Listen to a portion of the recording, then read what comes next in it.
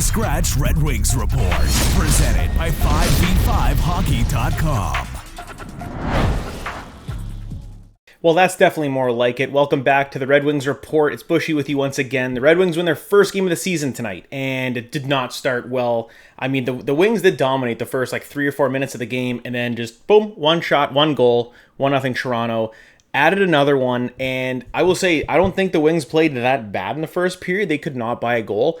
Couple posts. I mean, Stolarz looked like prime Carey Price. I'm not sure what's going on there. It happened with Dobes in the first game with Montreal, made some spectacular saves, and the Red Wings just couldn't get a save. And not to say that Cam Talbot played bad. He played pretty good, but I mean, 2-0 after the first period, it's like, oh boy, here we go again. There's no energy in the building. You know, watching it on TV, you're like, is this it? Are we crapping away another game here? Not so much, because in the second period, the Red Wings came back, and it started with Marco Kasper from Patrick Kane, who, again, playmaking ability off the charts. I mean, the guy's unbelievable. But Kasper gets his first of the season from Kane and Cat. And then Lucas Raymond, 99th goal from Larkin. And Emmett Finney with his first NHL point. So good for Finney there. Had a motor going the whole time again. I think he played pretty good this game. Just like he did in game one. Maybe built on it a little bit here. It's good for these young guys to get that first point, because now it kind of just opens the floodgates, the monkey's off your back. Now you can just play the game.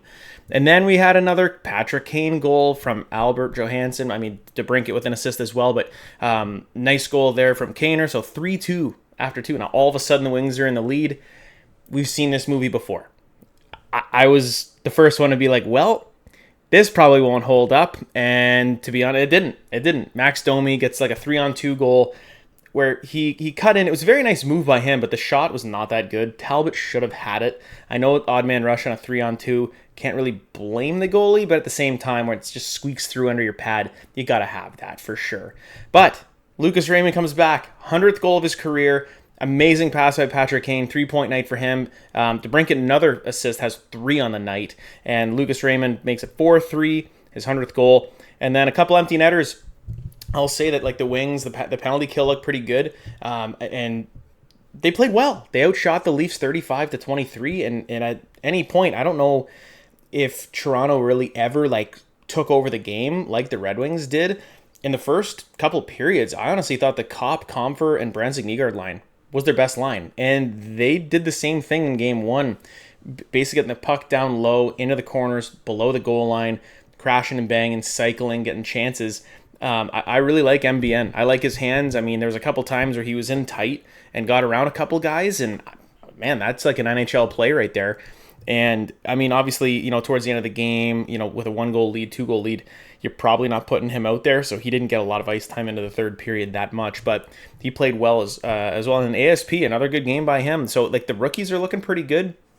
The big boys showed up tonight. Those top 2 lines definitely showed up with Kasper, Cat, Kane, Larkin, DeBrincat, and then obviously Emmett Finney now on the top line. The changes that they made, here's the good thing.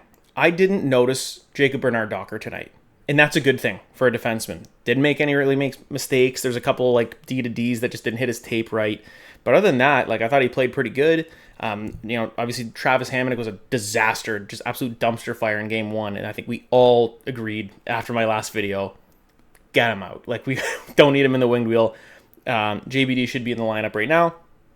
Also, Eric Gustafsson got sent down to Grand Rapids. So, now down to 7 defensemen. So I'm thinking JBD should be in the lineup again. I don't think there's going to be really any changes. Maybe JVR comes in for one of the guys on the bottom line. Appleton maybe. To be honest, watching him, I'm not really sure what he's bringing to the table so far. It's only been 2 games, but so far I don't really see any legs from him. There's really no grind. He's just kind of out there. We'll give him some time, because I haven't watched the Winnipeg Jets that much, so I have no idea what Mason Appleton really is. So I know he's a bottom 6 guy, but we'll give him some time. But Rasmussen, maybe even Bergeron had a pretty good game today too, but he might come out for a guy like JVR, because I don't think you can take anybody else out of the lineup after a win like that. Maybe JVR's got to wait, and it's just how it is, and he's a veteran. He should understand that. I think you got to go right back to Cam Talbot.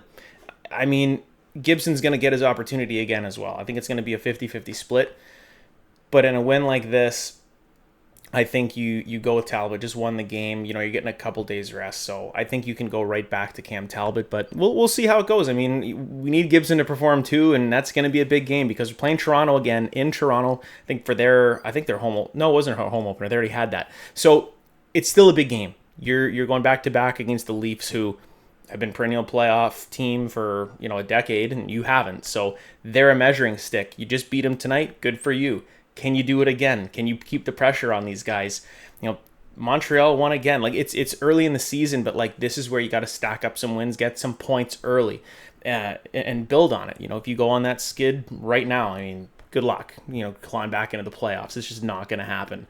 So I enjoyed watching the game today. Finally got a win in the new uniforms. It's 2 games in a row that they've wore the things. Not sure when they're going to wear their regular jerseys. Probably on their game against the Leafs on Monday.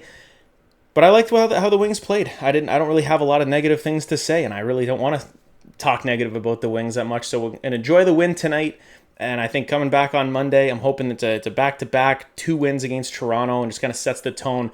Because after that, they get Florida, they get Tampa Bay. It's all 5 straight Atlantic Division matchups, and again, a bunch of measuring stick games. And I think that's something where you can really solidify what you guys are doing this year by taking some of these teams out.